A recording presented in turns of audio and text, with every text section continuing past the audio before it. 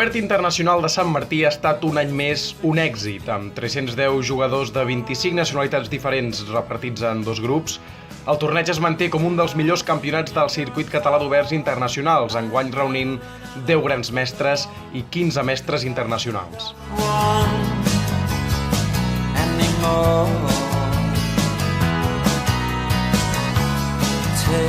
El torneig es disputa en dues sales separades. En una juguen tots els taulers del grup A i els primers del grup B. En l'altra només juguen alguns dels jugadors del grup B. En aquests mesos de l'any, una de les condicions que més valoren els jugadors és la temperatura de la sala de joc. I el Centre Cívic Sant Martí ofereix any rere any una climatització d'allò més fresca per tal que els seus jugadors se sentin còmodes.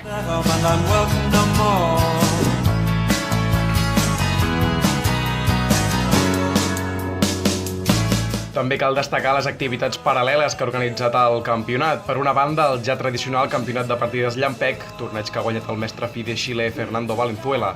En aquest cas, 88 jugadors de 12 nacionalitats diferents van participar a les ràpides.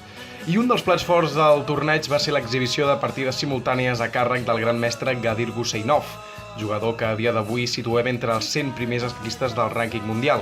Guseinov, qui també jugava al torneig, es va enfrontar a 11 jugadors assolint 10 victòries i cedint un sol empat.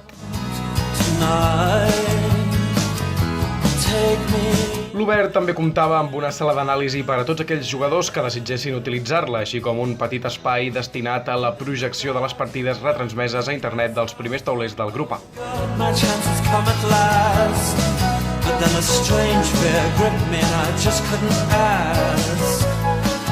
A banda de Guseinov, qui recordem que ha estat contractat pel circuit català per jugar als campionats de Barberà, Sant Martí i Sitges, podem destacar la participació de jugadors com el gran mestre José Eduardo Martínez Alcántara, un dels millors jugadors del Perú, o el també gran mestre Leandro Crisa, del Club d'Escacs Mollet, un dels millors jugadors argentins de l'actualitat.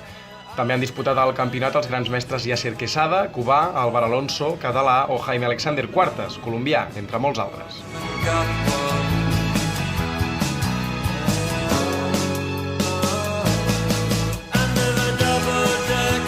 El tram final del torneig al grup B va ser molt emocionant. Ivan Cano, jugador del Barcelona i líder a falta d'una ronda, va cedir unes taules ràpides i va deixar que el desempat decidís la seva sort. Els seus perseguidors més immediats, el veterà Carlos Vargas i el joveníssim Sergi Prats, van competir durant hores per veure qui s'enduria la victòria. El número 1 del rànquing, Juan Moravich, es va imposar a Ricard Nadal, campió del grup B de Montcada, i va finalitzar el campionat amb 7 punts. L'altra partida molt seguida pels espectadors, a banda de la que jugaven al darrer tauler del grup A Álvaro Roa i el sub-8 Jack Nathaniel Young, va ser la que enfrontava el jugador del Castelló José Miguel Pérez i el jugador de la Lira Marc Pera. Finalment, Carlos Vargas va vèncer Sergi Prats, resultat que no li va servir per endur-se el torneig, i d'aquesta manera Ivan Cano en va ser el guanyador. José Miguel Pérez i Marc Pera van empatar després d'una partida molt lluitada i molt seguida per tothom.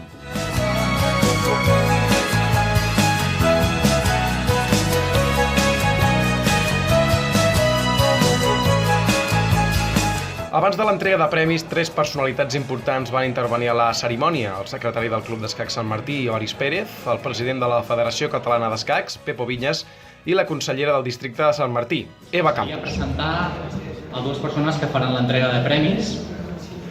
El president de la Federació, Pepo Viñas. Aplaudiment. I la consellera del districte, Eva Campos.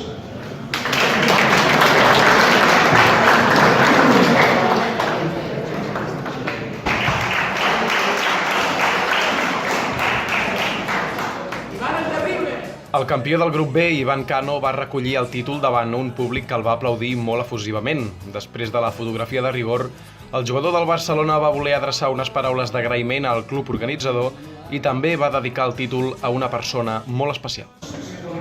En primer lugar, felicitar al Club de San Martí por la organización que hacen todos los años.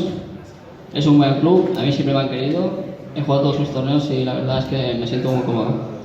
Y nada, más que nada, dedicar este título a una persona que ya no está entre nosotros, que es Pau Pascual, que es una gran persona que nos ha un torneo y...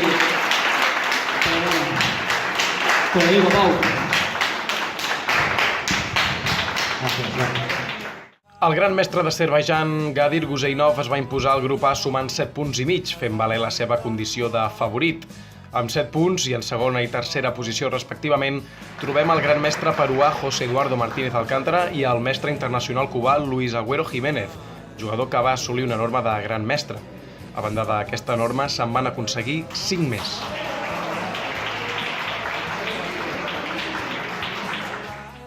Una de les partides decisives perquè Guseinov es proclamés campió va ser la que va jugar davant el gran mestre Yasser Quesada, desè jugador en actiu de Cuba.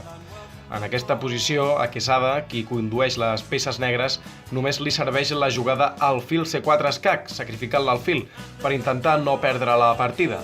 Quan la torre capturi l'alfil, el cubà haurà de menjar-se el peó de F7 tan aviat com pugui després de fer algun escac amb la torre i aguantar el final de torre i alfil contra torre. En lloc de jugar alfil C4 escac, Quesada va fer torre H6 escac, jugada que perd immediatament. Rei E5, torre H5 escac, rei F6, torre H6 escac, rei G5, torre G6 escac i rei H5, i el negre no pot evitar de cap manera la coronació del peó. Victòria de Guseinov després de ni més ni menys que 110 jugades a la penúltima ronda del torneig. La classificació general del circuit ens deixa el cubà José Eduardo Martínez Alcántara com a líder provisional, seguit de ben a prop per Guseinov, que suma els punts de 100 en 100. Álvaro Alonso és el tercer classificat amb 180 punts. Al trama, Jason González és el nou líder amb 75 punts, superant per ben poc el jove Guja Mitrava.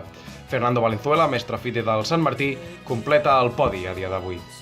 Viswazan Ustub lidera un tramber molt ajustat. Gaurav Kiumar, Kerdekar Saurav i Ivan Pakiko empaten a 65 punts. Després de la seva victòria al grup B de Sant Martí, Ivan Cano és primer al tram C, superant a Atul Dahale i Ramon Vicent Calvo. Ricard Nadal manté el liderat al tram D de forma clara, Javier Moraes el segueix a 20 punts i Santiago Pérez Ruiz a 25. Al tram E, el canadenc Ethan Lowe se situa al capdavant de la classificació amb 65 punts i supera els antics líders, Antonio Ballester segon i Sergio Collazo tercer. I Antonio Castañeda i Vansal Ragav empaten a punts al primer lloc del tram F, mentre que Diego José Trias queda en tercera posició. Per últim, Álvaro Alonso i Miguel Muñoz es distancien dels seus perseguidors en la classificació de catalans després de resultats notables a Sant Martí.